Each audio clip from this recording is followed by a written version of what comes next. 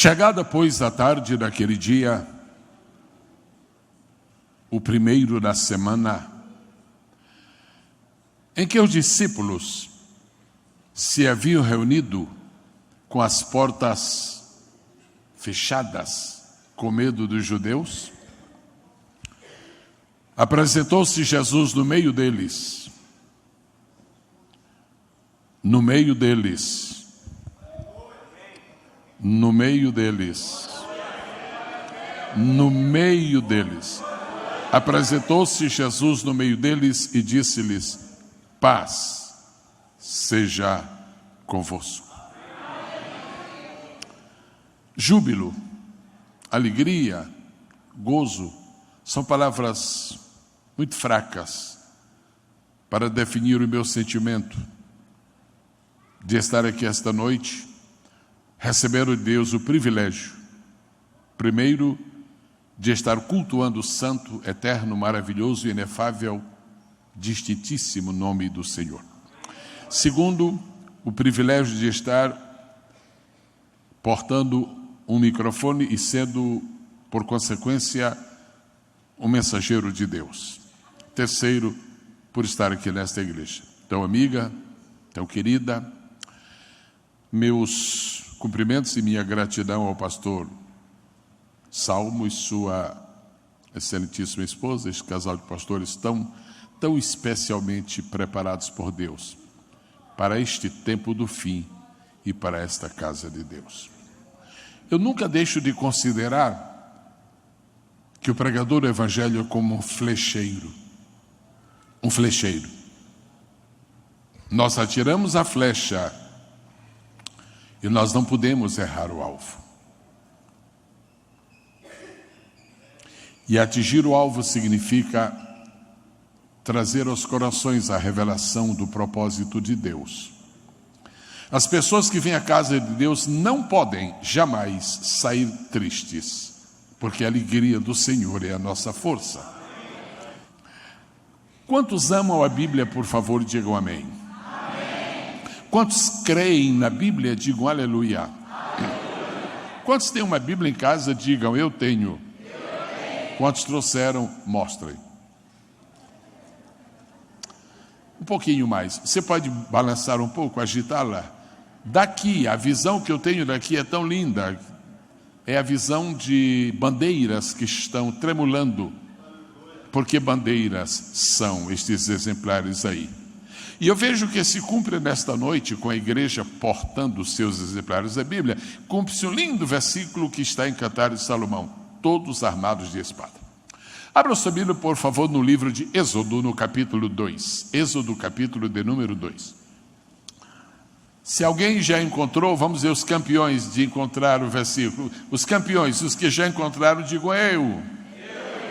Bom, todos são campeões. Esta é uma igreja de campeões. Êxodo, capítulo 2. Vozes masculinas, por favor. Vozes masculinas. Versículo 1. 1, 2, 3.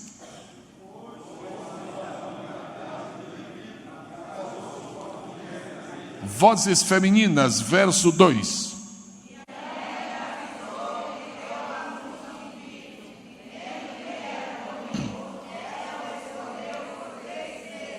Versículo seguinte, verso 3. Jovens, pessoas solteiras que estão aqui dentro. 1, 2, 3.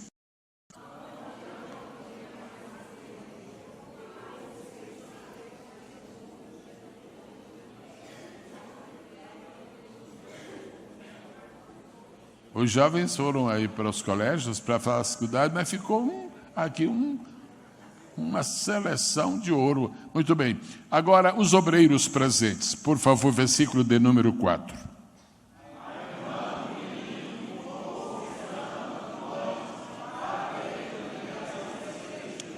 Como a história é muito conhecida da igreja, para não alongar, eu quero pedir que todo o povo de Deus leia o versículo com o qual se encerra esta leitura. Versículo de número 8.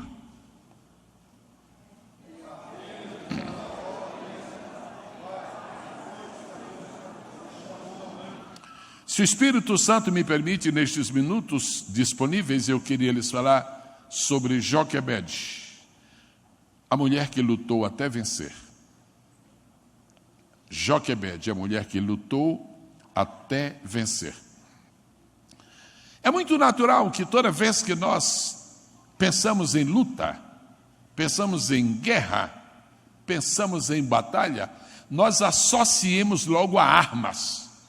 Falou em luta, falou em guerra, falou em batalha, é alguém armado. Pode ser com as armas antigas, espada, lança, escudo, etc. Ou pode ser com armas modernas, mas há sempre alguém que está usando armas para lutar. Mas no mundo espiritual existem alguns segredos que nós sempre devemos tê-los em mente. E devemos sempre nos aperceber de seu alto significado. As lutas da vida que são empreendidas com armas invisíveis, com armas espirituais. Eu queria trazer à memória nesta noite a história de uma mulher que lutou muito com armas invisíveis, com armas espirituais, e lutou até vencer. E seu nome está registrado na Bíblia, e a sua história está fixada no capítulo da fé, em Hebreus 11, como sendo ela e o esposo um casal de fé. Joquebede, todos sabemos, é mãe de Moisés. Aqui no texto há uma projeção muito especial para ela. O nome do marido, Arão, aparece em outros lugares, aparece no próprio livro de Êxodo, no capítulo 6, aparece no livro de Números, mas não é um nome de muito destaque. O destaque mesmo é com Joquebede. Como pano de fundo, eu queria recordar esta noite que esta guerreira de Deus, esta Joquebede, lutou com as armas invisíveis, espirituais, sobrenaturais, incomuns. Ela lutou em tempos difíceis, em tempos de grande adversidade. Eu queria lhe sugerir, em primeiro lugar, nesta noite, que tivesse a seguinte declaração como fundamento para o seu viver: não espere tempos bons para ser um vencedor. Use os tempos maus, porque você será um vencedor muito maior. Não espere um tempo de facilidades para ser um campeão, porque quanto maior for a dificuldade, mais nobre será a sua conquista. Não espere que a maré esteja a seu favor para navegar grandemente. Seja mais forte que o vento que combate o barco da sua vida. Seja mais audaz do que a tempestade que assola. E como Jesus nos ensinou, pelo seu exemplo, você como seguidor dele, pelo seu pronto desejo de vencer, pela sua legítima fé e dependência do Senhor, como Jesus, de uma maneira ou de outra, você também ordenará aos ventos que cessem, ao mar que se acalme, e você vai vencer. Eu declaro a toda pessoa que me ouve nesta noite, aqui presente ou através da internet: Deus não trouxe você para a igreja para você ser um espectador. Deus não trouxe você para a igreja para você ser um assistente de cultos. Deus trouxe você para a igreja, que é um exército, para você ser um soldado, e Deus está trabalhando para fazer de você um campeão. E campeão é aquele que luta até vencer.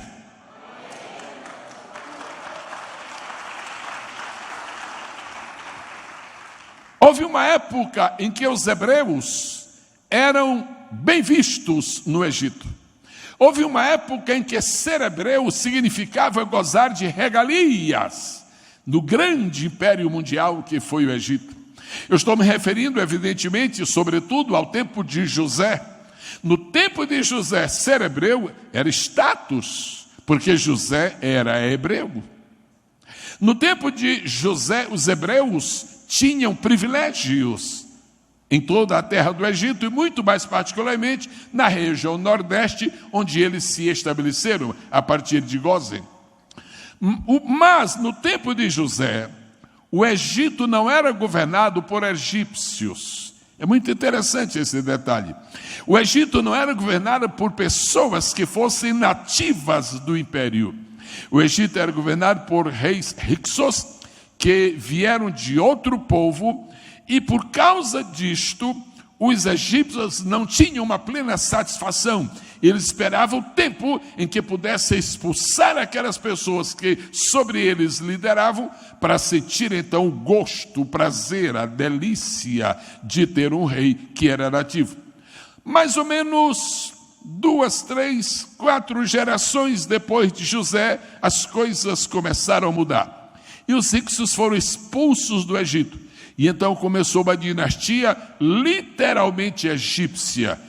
E a expressão bíblica é assim: levantou-se um rei que não conhecia José.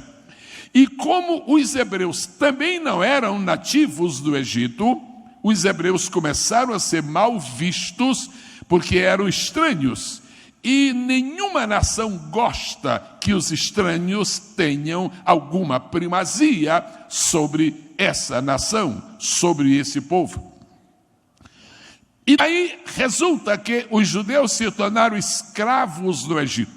Só que esses judeus que vieram a se tornar escravos, eles eram o povo de Deus.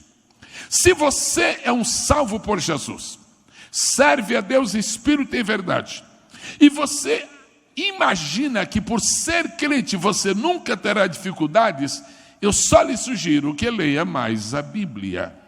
Se você pensa que porque você é filho de Deus, sempre as coisas estarão favoráveis, acho melhor você ler um pouco mais a história dos homens e mulheres de Deus da Bíblia. Ser crente, ser servo de Deus, não significa que não tenhamos problemas. Significa que andará conosco o que soluciona todos os problemas. Ser batizado em águas, tornar-se membro da igreja e servir a Deus, não significa que nós não vamos adoecer. Significa que o médico dos médicos sempre estará conosco para prover as nossas necessidades. Ser filho de Deus não significa que nós não vamos encontrar inimigos, mas significa que quem está conosco é maior e mais poderoso do que todos os nossos inimigos. Então valorize a presença de Deus na sua vida. Valorize o livro de Deus que está na sua mão. Valorize os pastores que Deus pôs para guiá-los, porque nós somos povo de Deus e nós vamos vencer todas as adversidades. Nós vamos triunfar sobre todos os problemas. Nós lutaremos até vencer. Bendito seja o nome do Senhor. E a Bíblia diz, na abertura do livro de Êxodo, a Bíblia diz que o povo de Israel começou a crescer. E depois diz, começou a multiplicar-se. E depois começou a frutificar. 3 descrições que irritam Satanás. Satanás não quer que o povo de Deus cresça. Satanás não quer que o povo de Deus se multiplique, e Satanás não quer que o povo de Deus frutifique, pois é exatamente o plano de Deus para nós. Cada vez mais nós vamos crescer, cada vez mais vamos multiplicar, e cada vez mais vamos frutificar para a glória de Deus. Se você crê nisto de todo o seu coração, como diz a Escritura, por que você não diz um lindo amém? E no livro de Êxodo, mais de 3 séculos depois do fim do livro de Gênesis, Gênesis termina com José morrendo. O último capítulo, o último versículo de Gênesis diz que embalsamaram José e ele foi posto num caixão no Egito. Em seguida, no próximo capítulo, esse do capítulo 1, diz que os filhos de Israel se multiplicaram. Mas a Escritura diz, na abertura de Êxodo, que quando Israel chegou no Egito, eram 70 vidas, 70 pessoas, 70 almas, depende da versão que você tenha, vidas, almas ou pessoas, eram 70, e agora eram milhares. O poder de fazer crescer está nas mãos de Deus. O poder de fazer crescer está nas mãos de Deus. O poder de fazer crescer permanece nas mãos de Deus. Paulo disse: eu plantei, qualquer um de nós pode plantar. Paulo disse: Apolo regou, qualquer Apolo que apareça no nosso meio pode regar. Mas Paulo diz agora: crescimento é só Deus, é só Deus, é só Deus, é só Deus.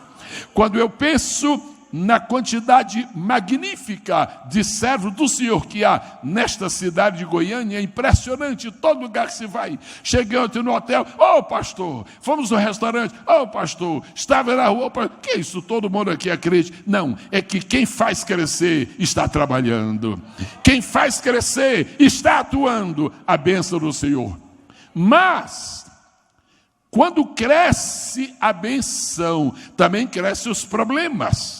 Quando cresce o povo, também crescem as adversidades. Disseram-me um dia que existem em algum lugar do mundo, não me lembro bem em qual país, uns pastores que o estilo deles é: não quero igreja grande, porque igreja grande significa grandes problemas. Se você não quer grandes vitórias, não enfrente grandes problemas. Mas se você não enfrentar grandes problemas, você vai pertencer ao PM, ao partido da mediocridade, quando você podia pertencer ao PH, que é o partido dos heróis. Deus levantou você, não para ser um crente medíocre, mas para ser um crente herói. Se você recebe isto, diga: eu recebo. Daqui a pouco, os egípcios começaram a se preocupar. Olha, tem muito hebreu aqui. Tem muito hebreu aqui. E a razão principal porque os egípcios começaram a se preocupar é porque você olha o mapa do Egito, na região nordeste está Gósen, na fronteira do Egito. Sabe o que foi que as autoridades começaram a pôr na sua própria mente? Esse povo está aí na fronteira. Se vier um exército inimigo de outro país para atacar o Egito, eles vão se aliar aos inimigos e vão combater contra nós, e algo perigoso. O diabo sempre tem uma armadilha, sempre tem uma invencionice, sempre tem um ponto de vista para deturpar as coisas e fazer com que nós sejamos mal vistos pelo mundo. E esta foi exatamente a realidade. E os hebreus crescendo e crescendo, e as autoridades egípcias: não pode, vamos dar um jeito. Um dia, então o rei resolveu: é o seguinte, as parteiras, eu quero uma reunião com as parteiras. E reuniu-se com as parteiras: daqui para frente, vocês, quando atenderem as senhoras grávidas parturientes das hebreias, por favor, se for menino, matem. Se for menina, pode deixar viver. Ok. Mas não deu certo a estratégia. Foi nesse tempo que nasceu Arão. As parteiras disseram: olha, essas hebreias são muito vivas, são muito espertas, e quando nós chegamos já nasceu, como é que nós vamos matar? Como é que nós vamos tentar abortar? Ok. Poucos anos depois, 3 anos depois, um novo decreto. Agora é o seguinte: nasceu, se for menina, pode viver, que é para crescer, que é para casar com os egípcios e perder a identidade. Agora, se for menino, joga no rio Nilo. Foi nesse ambiente que apareceu uma mulher, Joquebede. Se você está vivendo cercado de problemas, deixa eu lhe dar uma boa notícia: Deus tem algum plano para você. Se você está enfrentando uma porção de adversidades, pastor, olhe por mim, porque eu tenho inimigo na direita, na esquerda, por trás. E digo: mas dá uma olhadinha, você tem inimigo embaixo? Tenho. Tem na frente? Tenho. Tem atrás? Tenho. Tem na direita? Tenho. Tem na esquerda? Tenho. E para cima? Não, para cima não tem. Então, o amigo que está em cima destrói todos os inimigos que estão ao redor. Bendito seja o nome do Senhor.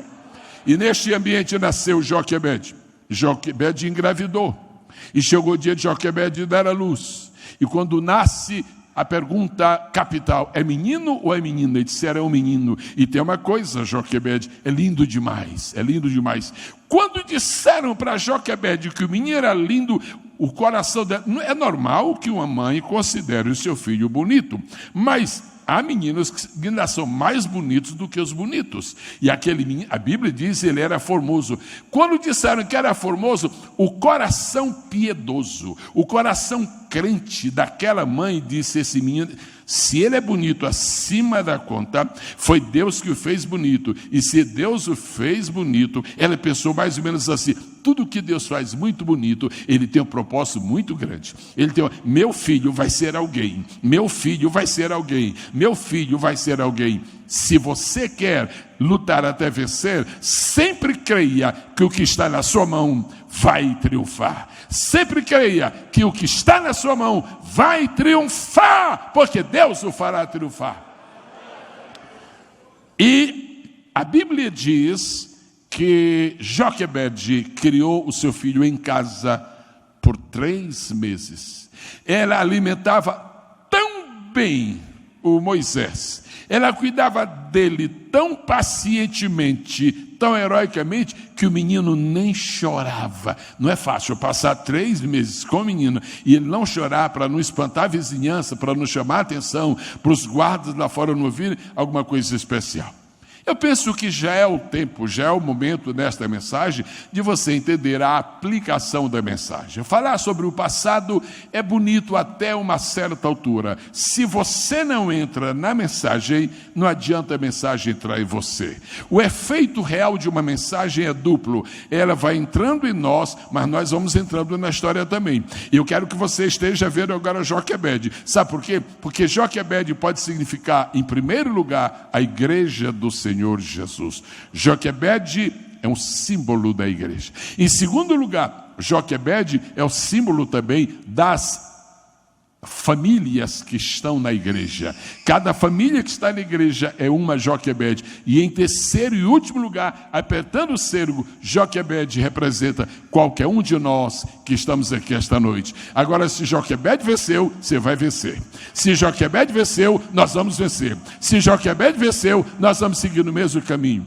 A Bíblia diz que Joquebede guardou o seu filho por 3 meses. Agora eu vou pensar em Joquebede como sendo representante da igreja. A igreja que não der pelo menos 3 meses de atenção, de discipulado para quem aceita Jesus, esse Moisés não vai dar fruto. Se não houver pelo menos 3 meses, é o mínimo que se pode esperar, baseado no próprio texto bíblico.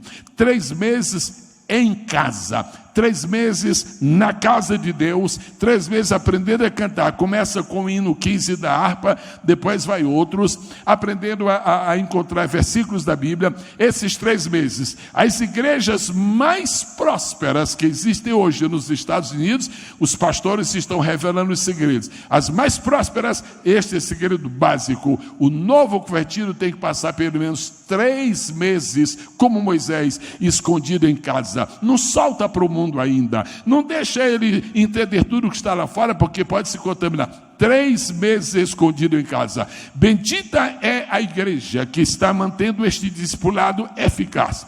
Nós não crescemos com cartas de mudança, nós não crescemos com famílias que emigraram de outros estados, nós crescemos quando nós batizamos, e nós não batizamos se não tivermos estado pelo menos 3 meses com esta criança, para que depois ela tenha capacidade de viver fora daquele ambiente. E aí está Joquebede.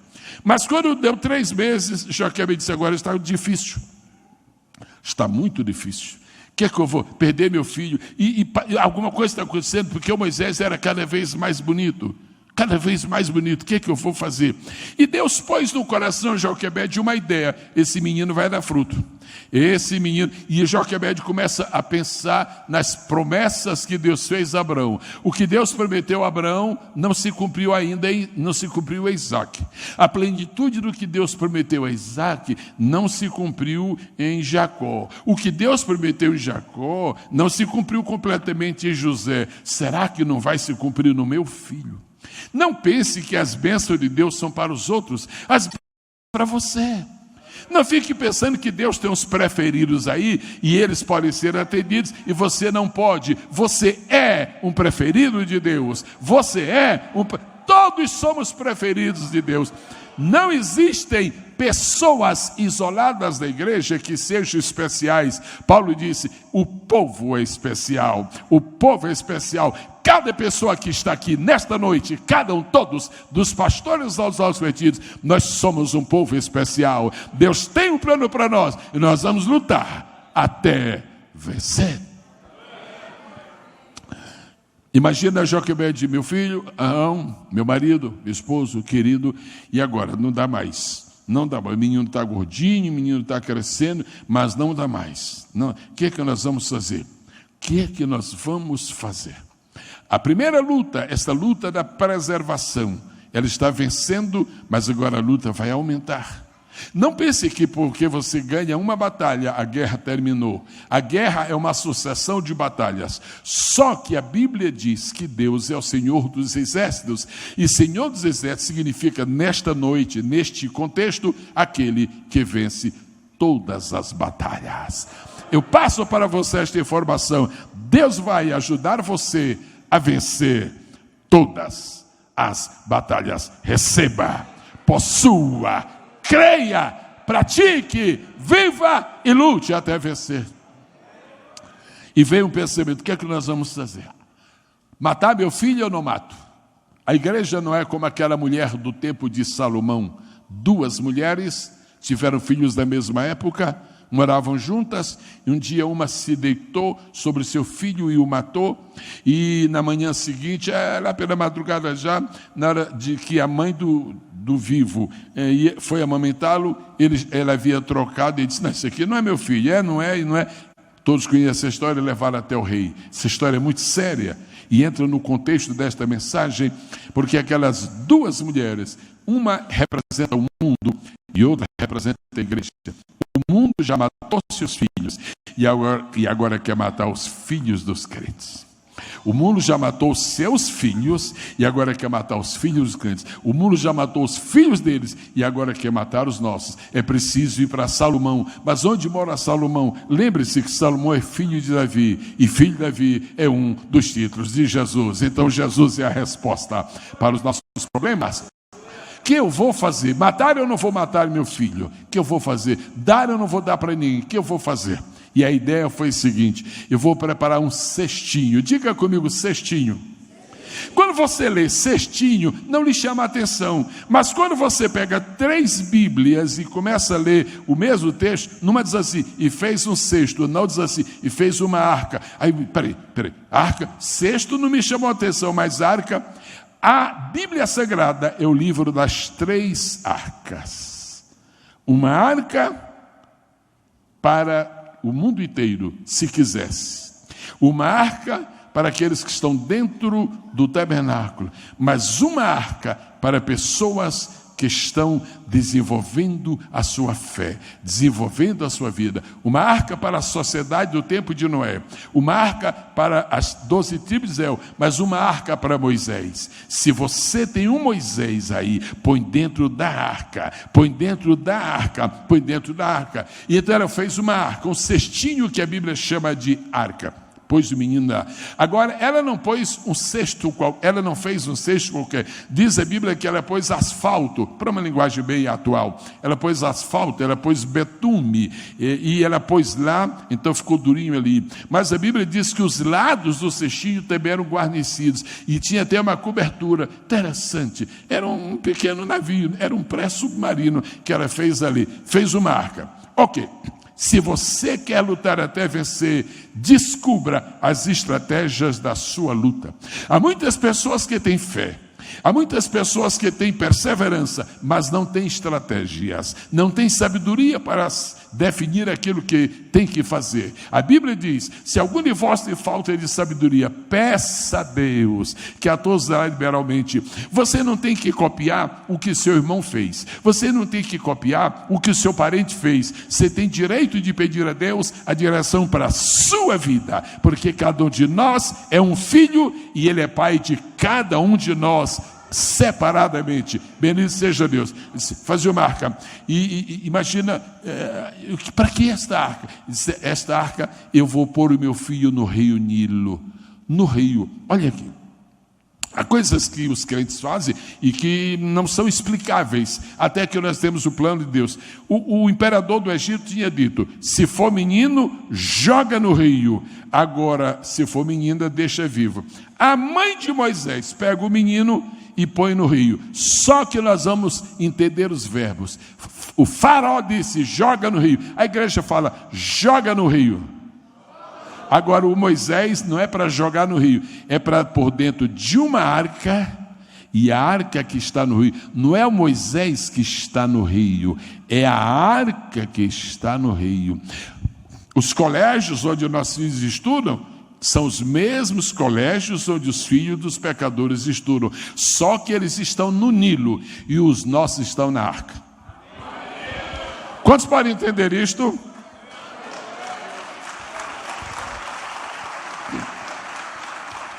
Você tem que preparar uma arca para os seus filhos. Você tem que preparar uma arca para aquilo que representa a bênção que Deus lhe deu como elemento para ela pôs no Nilo.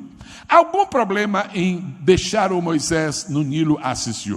Há vários problemas. E lutar para vencer significa resolver todos os problemas. Eu vou pedir que a igreja repita: lutar até vencer significa resolver todos os problemas. Deixe-me lhe dizer duas coisas. Por que é que alguns de nós não conseguimos chegar até o fim? Você conhece fulano, estava quase recebendo a bênção. Por quê? Primeiro, porque nós não temos perseverança para ir até o fim. Ok, e a outra razão: nós não podemos resolver dois problemas de uma vez.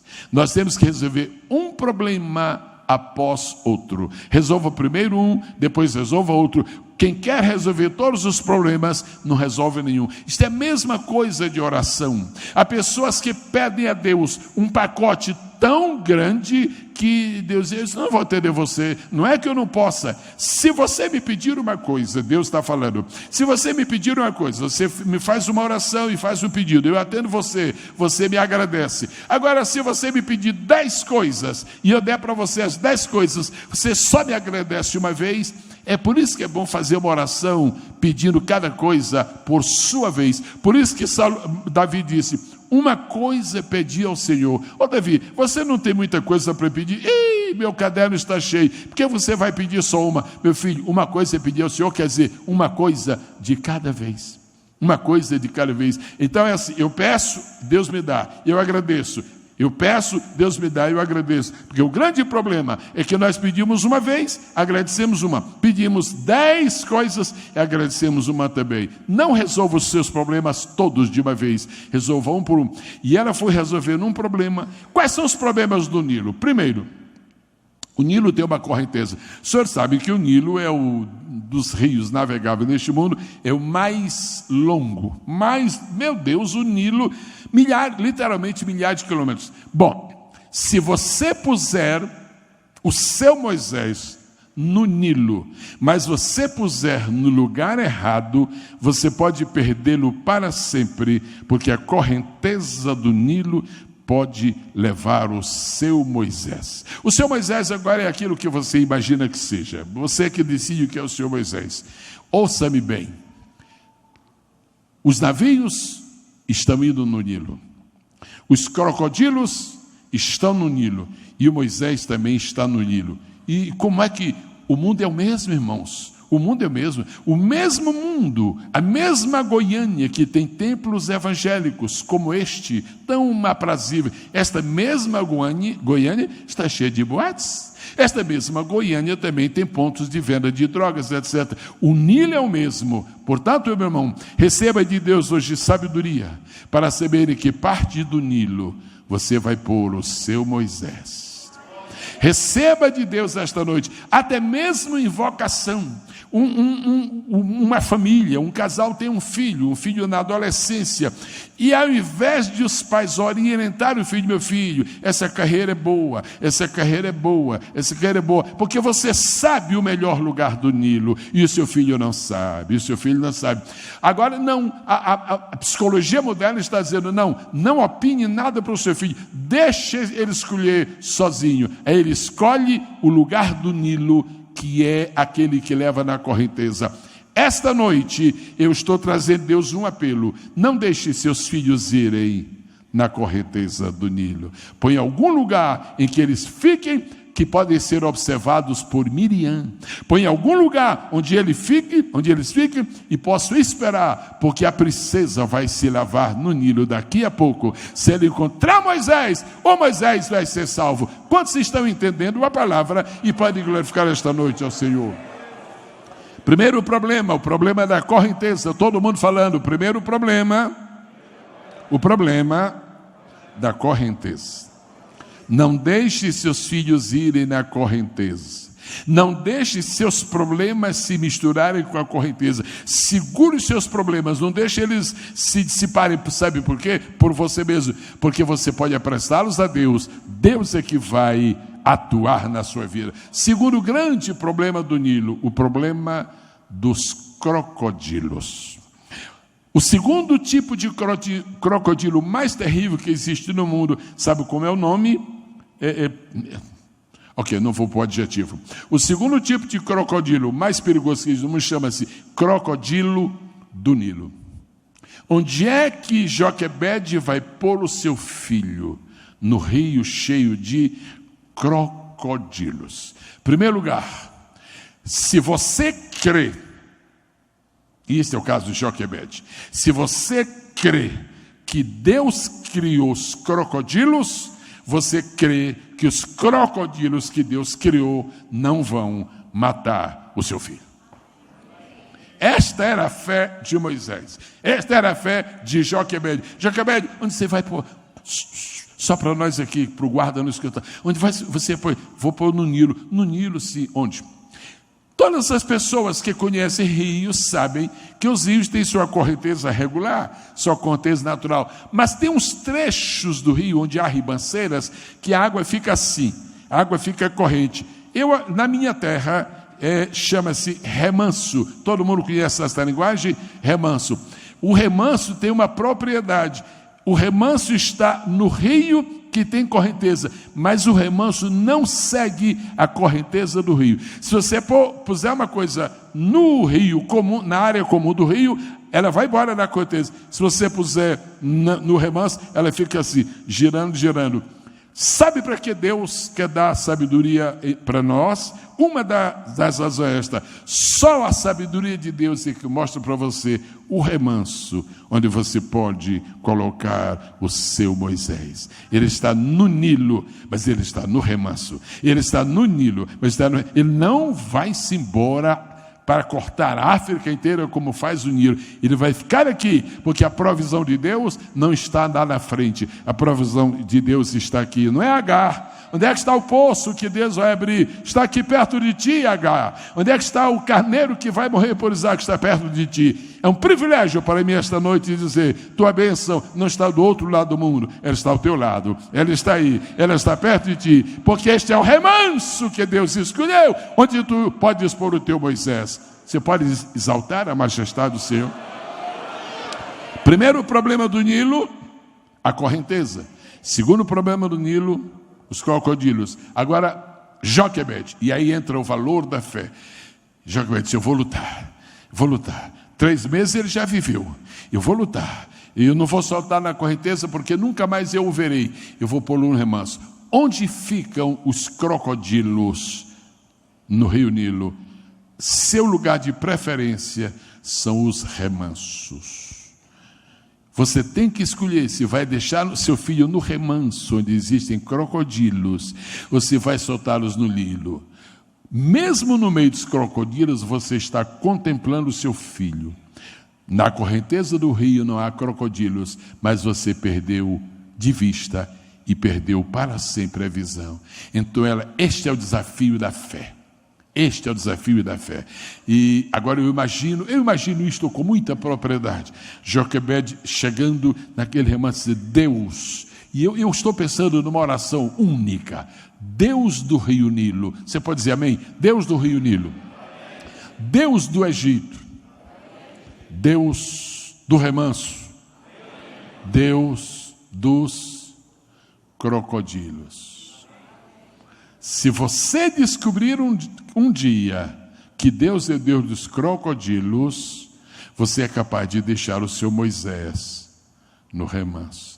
Deus dos crocodilos. Imagina a oração de Joquebede: Deus, esses crocodilos comem qualquer tipo de carne que encontrem, mas este menino não é uma carne qualquer, este menino é o teu servo, é filho do teu servo. Eu vou te pedir uma coisa: tu que transforma todas as coisas, transforma esses crocodilos carnívoros em guardas da arca do meu filho.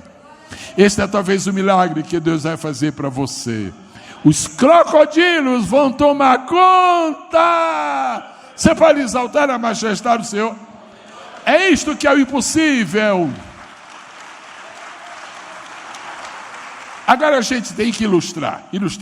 Então eu vou ilustrar isto. De que maneira? Um crocodilo chega e diz: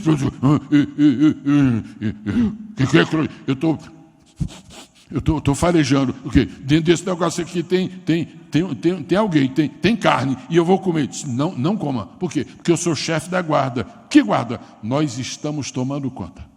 Isso aqui, esse menino pertence ao Deus que nos criou. Acredite no impossível. Só se luta até vencer quando se crê no impossível. Só se luta até vencer quando se crê no impossível. Só se luta até vencer quando se crê no impossível. Se tudo que você faz é planejado, se tudo que você faz é teórico, se tudo que você faz é baseado em equações da matemática, se tudo que você faz é baseado em declarações dos filósofos, você não vai vencer. Agora, se você caminha com seus pés, mas crê que Deus abre o mar com as mãos dele, vai em frente, vai em frente, vai em frente, vai em frente. As mãos de Deus fazem o que seus pés não fazem. Aplauda ao Senhor agora.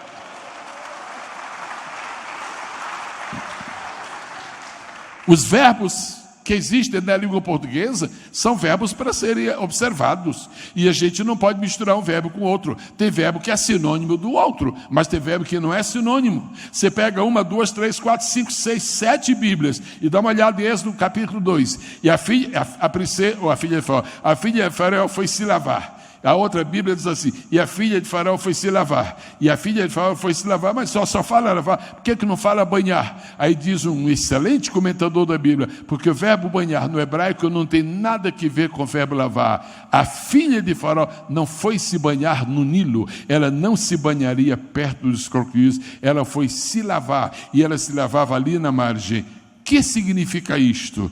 Que o crocodilo só não devorou Moisés, porque Moisés era um homem da aliança de Deus. Você tem uma aliança com Deus.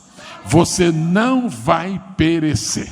Põe a mão no seu coração e diga: em nome de Jesus, baseando-me na aliança que existe entre Deus e eu declaro: meu Moisés vai sobreviver.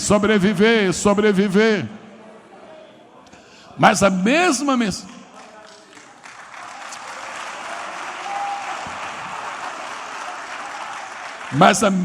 mensagem que ilustra os crocodilos transformados por Deus, a mesma mensagem lhe chama a atenção para outro aspecto.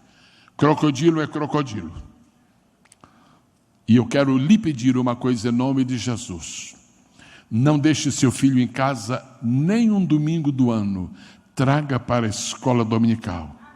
Porque na escola dominical eles recebem alimento de Deus. No colégio onde eles estudam, os professores podem ser crocodilos. Onde é que estão os crocodilos hoje? Os crocodilos hoje estão no poder público.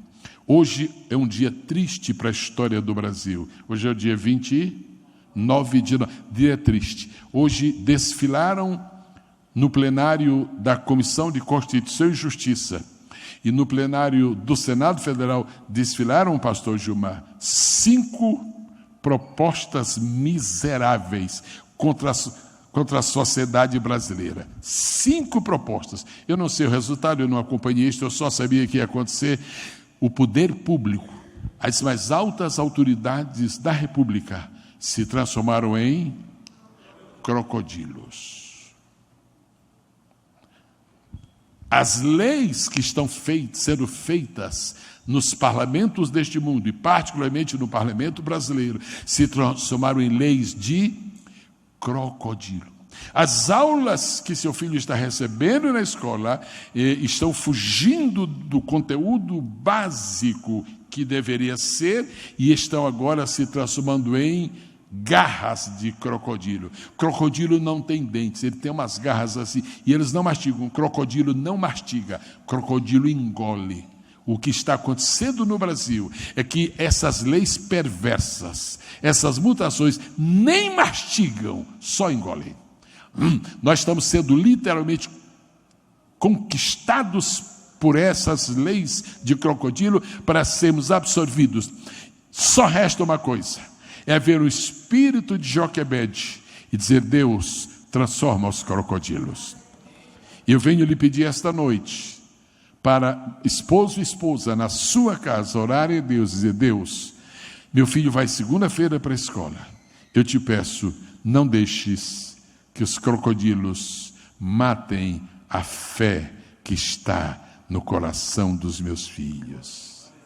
Não deixe. Se você estudar um pouquinho sobre crocodilos, eles comem tudo, irmão, tudo. Quando não tem nada para comer, eles comem peixe, mas é o que eles menos gostam. Eles comem tudo, e tem uns tão brabos, tão ferozes, que eles enfrentam até elefantes. Geralmente eles perdem a questão, é o único animal que eles não aguentam, mas enfrentam tudo. Nós estamos numa hora muito crítica para esta querida nação brasileira. Esta nação está sendo possuída por um espírito imundo de crocodilos que querem destruir a família, que querem destruir a sociedade, que querem destruir a igreja. Tudo que está pela frente e que é útil, que é importante, que é sólido, eles querem destruir. Será que nós vamos perder esta guerra? Eu me preparo para concluir agora lhe dizendo uma coisa. Independentemente de todas as circunstâncias adversas, eu quero deixar uma palavra com cada pessoa que vê esta noite. Lute, não é até desistir. Lute, não é até morrer. Lute até vencer.